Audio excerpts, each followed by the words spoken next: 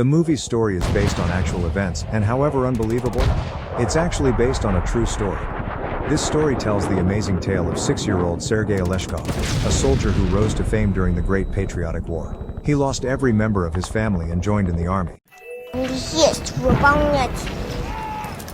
In an attempt to keep the 6-year-old alive and in his youthful stage, they started playing the army game with him. Later, he lived up to this honorable designation by becoming a true defender of the motherland. Drama, tragedy, love, danger, and hope combine in this film. Come along as we discuss the survival story of a 6-year-old young soldier who sacrifices all to protect his nation. Please hit the subscribe button, like this video, and enable the notification button to see more interesting videos in the future. 6-year-old Sergei Andreevich Oleshkov,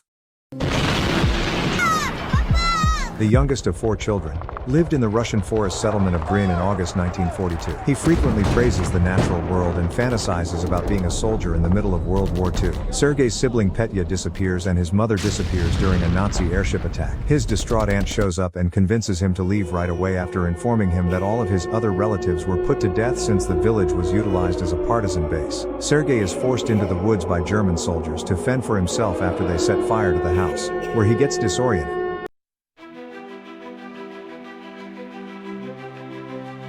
6-year-old Sergei Oleshkov was starving, lost, and in a state of shock as he wandered through the woods. He spent a considerable amount of time moving around the forest while hiding and staying alive.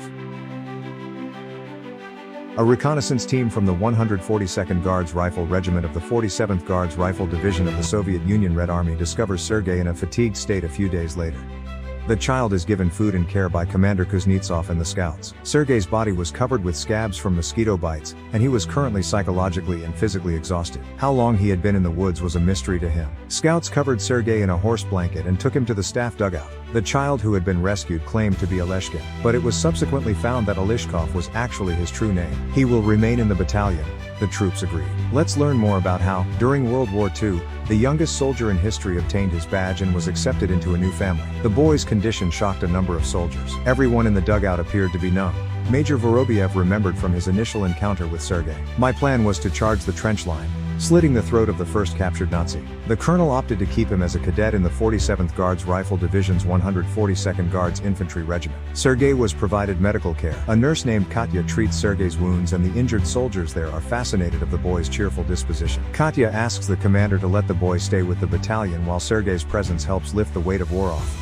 But Kuznetsov is adamant to send the boy to an orphanage. Kuznetsov changes his mind after an emotional embrace and suits up Sergei for combat in the Great Patriotic War, and the Soviet troops call him Soldier Boy. Sergei raised morale and belief in triumph during particularly tough times by his cheerfulness and affection for his unit and people around him. The regiment's favorite is Comrade Oleshkin, he remarked. As a result, the youngest soldier won his first military merit medal, and Marshal Trikov presented him with a pistol, most likely a Walther P-38. Kuznetsov legally adopts Sergei, and the boy even encourages him to confess his love for Katya. However, they mistakenly believe she is interested in another man. Kuznetsov, having no family of his own, took the boy in and officially adopted him. He refused to send Sergei to an orphanage, believing the regiment was a safer place for him. Sergei expressed to his new father that he wished to see Katya, a kind-hearted nurse, become his mother. Taking this to heart, the major soon married Katya. A new uniform was specially tailored for Sergei, and his excitement was palpable as he eagerly anticipated wearing it. Once he put it on, he beamed with pride and joy, finally feeling like a part of the regiment. Unable to contain his enthusiasm, Sergei rushed out of the dugout, arms outstretched like the wings of a plane, pretending to soar through the air as he ran. His joy was short-lived though, as the sudden roar of a German bomber overhead forced everyone to scramble for cover as a bomb was dropped nearby. Later, Sergei was seen mimicking the soldiers around him. Что, на свидание собираешься? Солдат! Солдаты на свидание не ходят. Though still young, the soldiers treated him like one of their own, teaching him how to properly value the role he was growing into. Шаг вперед! He steps forward and begins giving orders to the soldiers, his voice filled with enthusiasm and a sense of duty.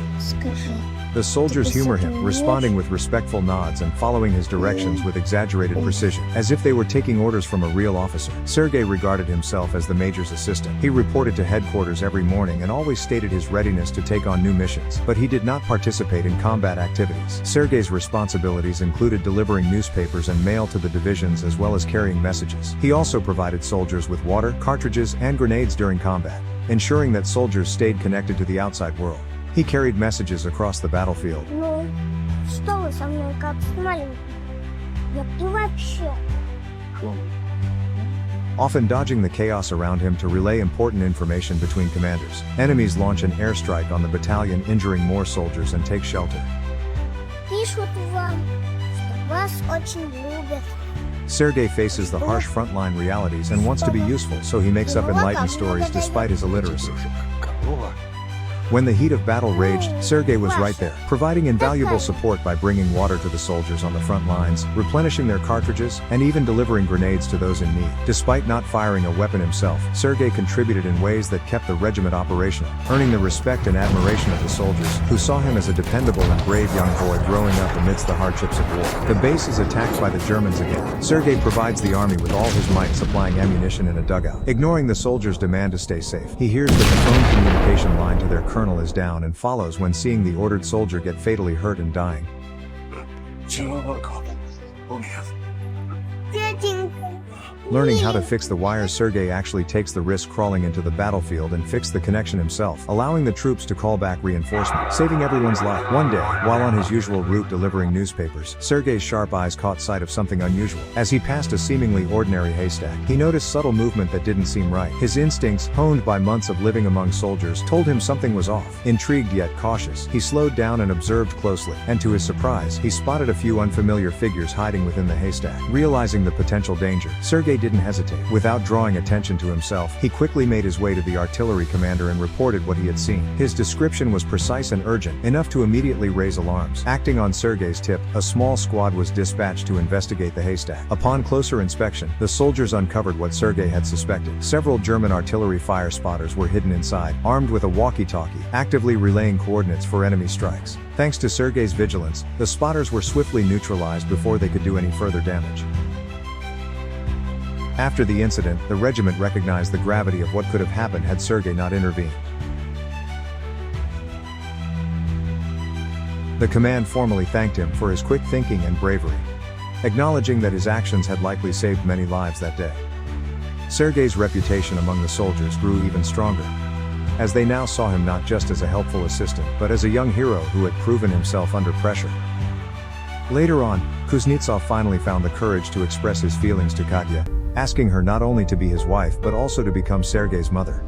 Their happiness, however, was cut short by a letter from High Command, ordering the regiment to relocate from their current base. As they traveled along the road to their new destination, they stopped at a peasant's house to rest and assist in safely removing an undetonated projectile, lodged near the property. Tragedy struck soon after. As they continued their journey, the regiment unwittingly entered a minefield. In the devastating explosions that followed, several of Sergei's closest comrades, men he had grown to admire and bond with, lost their lives. The pain of their loss weighed heavily on Sergei, but the march continued. Upon reaching their new post, Sergei met General Ustashev, who was impressed by the young boy's unwavering ambition and dedication. In recognition of his service and bravery, Sergei was awarded the Medal of Military Merit, a prestigious honor rarely bestowed upon someone so young. That night, the new base was bombed in a surprise attack, and once again Sergei found himself facing the unimaginable. As the bombs rained down, Kuznetsov was trapped under the rubble of their collapsed shelter. Without hesitation, Sergei rushed to his adoptive father's side, determined to save him once more. His frantic efforts, alongside the help of others, eventually freed Kuznetsov, who was seriously injured and taken to the infirmary for recovery. As Kuznetsov healed, Sergei reflected on his journey. Despite having no blood family left, he realized that he had become an inseparable part of the regiment. The soldiers were now his family, and he had earned their respect and admiration. The 142nd Regiment was soon involved in the fighting of Stalingrad. Along with soldiers from one unit, Sergei was hit by mortar fire on November 18, 1942. Жениться моему папе и нашей Кате. He was hospitalized after being wounded in the leg by gunfire. Sergei rejoined his regiment after his therapy. Sergei was forever honored as the youngest defender of the Battle of Stalingrad, cementing his place in history. In the later years of Sergei's life, he was sent from Poland to the Tula Suvorov Military School. Unfortunately, due to health issues, he was eventually expelled. Undeterred, Sergei pursued further education, earning a law degree from Kharkov and moving to Chelyabinsk, where his adoptive family resided. He served as a prosecutor, dedicating his life to justice, until his death at the age of 53. leaving behind a legacy of resilience and honor.